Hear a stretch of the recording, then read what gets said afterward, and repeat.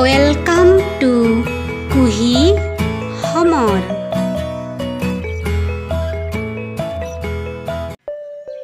মৰমৰ অকণিহঁত, আজি আমি প্ৰথম শ্ৰেণীৰ শংকাৰখনৰ পাঠ এটা পঢ়িম। প্ৰথমতে আমি পৃষ্ঠা নম্বৰ 18 উলিয়াই ল'ম। 1-8-18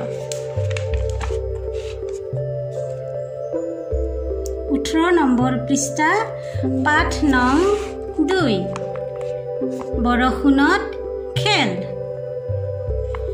দেখিছানে, ইহঁতে খেলিবলৈ ওলাইছে।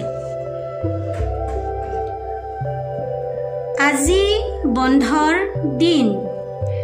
ৰাজা কানাই আৰু ঠেংচি বেট বল লৈ পথাৰ পালেগৈ। এনেতে কিনকিনকৈ বৰষুণ আহিল। লাহে লাহে বৰষুণ বাঢ়ি আহিল। সিহঁতে কাষৰ চালিঘৰটোতেই খেলিবলৈ ল'লে।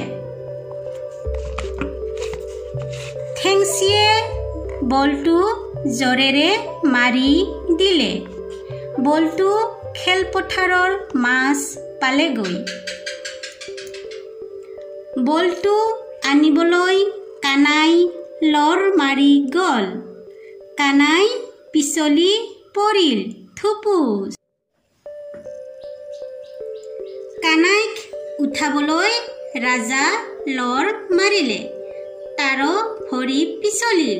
আকৌ থুপুচ। ইটোৱে সিটোৰ ফালে চাই ঢেক ঢেক কৰি হাঁহিবলৈ ধৰিলে। তাৰ পাছত সিহঁতে বেট বল সামৰি চালিঘৰৰ তল পালেগৈ। দেখিছানে, কিমান ধুনীয়াকে ৰাজা কানাই আৰু ঠেংচিয়ে বৰষুণৰ পানীত খেলি আছে। তোমালোকে বৰষুণৰ পানীত খেলিবলৈ ভাল পোৱানে? চবেই ভাল পায়, নহয়নে? এতিয়া আমি ক্ৰিয়াকলাপবিলাক চাওঁ আহা। ক নম্বৰ, ৰাজাহঁতে কি খেলিবলৈ গৈছিল? ৰাজাহঁতে বেট বল লৈ ক্ৰিকেট খেলিবলৈ গৈছিল। কোনে বলটো জোৰেৰে মাৰি পঠিয়াইছিল? ইয়াতে লিখা আছে, চোৱা। ঠেংচিয়ে বলটো জোৰেৰে মাৰি পঠিয়াইছিল। ৰাজা আৰু কানায়ে কিয় হাঁহিছিল? ৰাজা আৰু কানায়ে বৰষুণৰ পানীত পিছলি পৰা কাৰণে হাঁহিছিল। ৰাজাহঁতে চালিঘৰটোত কিয় খেলিবলৈ লৈছিল? ৰাজাহঁতে বৰষুণ অহা কাৰণে চালিঘৰটোত খেলিবলৈ লৈছিল। এইবাৰ তলৰবিলাক চোৱা। ঠেংচিহঁতে শেষত পথাৰত কি কৰিব? নিজে ভাবি কোৱা। এইটো তোমালোকে নিজে ভাবি ক'বা দেই। বৰষুণৰ বতৰত তোমালোকে কি কি খেল খেলা? বৰষুণৰ বতৰত কি কি খেল খেলা বা খেলিবলৈ ভাল পোৱা তোমালোকে মোক কমেণ্টত জনাবা দেই। তোমাৰ এনেধৰণৰ হাঁহি উঠা বা ভাল লগা ঘটনা এটা কোৱা। তোমালোকৰ যদি এনেকুৱা ভাল লগা ঘটনা আছে তেনেহ'লে ক্লাছত ক'বলৈ চেষ্টা কৰিবা। এতিয়া তলৰবিলাক চাওঁ আহা।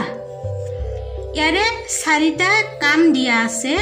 তোমালোকে ছবি চাই নিশ্চয় বুজি পাইছা। স্কুললৈ যোৱা, দাঁত মাজা, কাপোৰ ধোৱা, গা ধোৱা।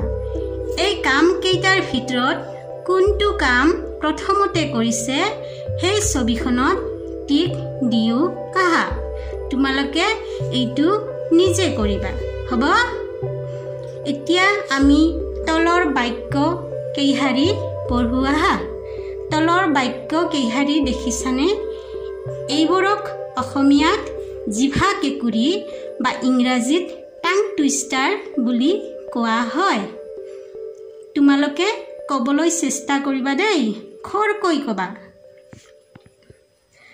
আদা ৰুলো নুৰুলো আলু, আলু ৰুলো নুৰুলো আদা আদা ৰুলো নুৰুলো আলু আলু ৰুলো নুৰুলো আদা মৰমৰ মামাৰ মৰমী মামাৰ মৰমৰ মামী মৰমৰ মামাৰ মৰমী মামাৰ মৰমৰ মামী